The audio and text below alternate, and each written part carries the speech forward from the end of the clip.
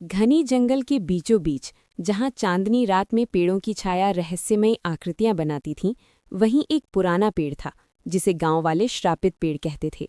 उसी पेड़ के नीचे एक रात दो ग्वालिन कन्याएं पहुंची, सीता और गीता। सीता बहुत ही दयालु और सरल स्वभाव की थी, जबकि गीता थोड़ी चंचल और जिज्ञासु थी। उस रात दोनों अपनी गायों को ढूंढते ढूंढते जंगल में बहुत अंदर तक आ गई थीं। अचानक उनकी नज़र एक सुनहरे पिंजरे पर पड़ी, जिसमें एक हरा तोता बंद था। तोता बहुत उदास दिख रहा था, जैसे कोई गहरा राज छुपाए बैठा हो। सीता ने धीरे से कहा, बेचारा, इसे किसने कैद किया होगा? गीता ने डरते हुए इधर उधर देखा।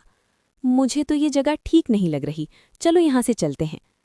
तभी अचानक हवा तेज चलने लगी, पेड़ की टहनियां हिलने लगीं और चांद बादलों के पीछे छिप गया।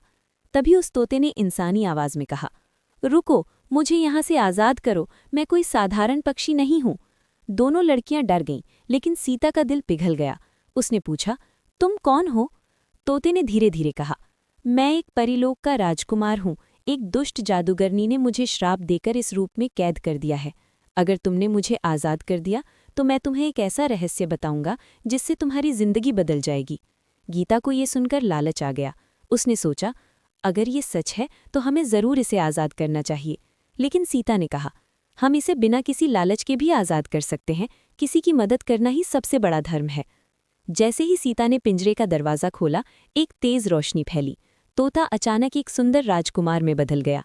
चारों तरफ फूलों की खुशबू फैल गई और पेड़ की शाखाएं चमकने लगीं।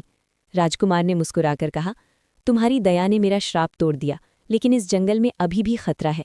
वही जादूगरनी पास ही रहती है।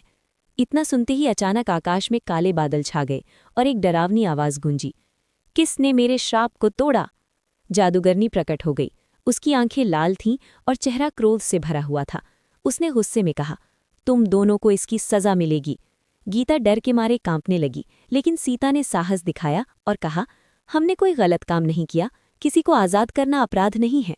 राजकुमार ने आगे बढ़कर कहा, तुम्हारा श्राप अब खत्म हो चुका है, तुम्हारी शक्तियां भी कमज़ोर हो गई हैं।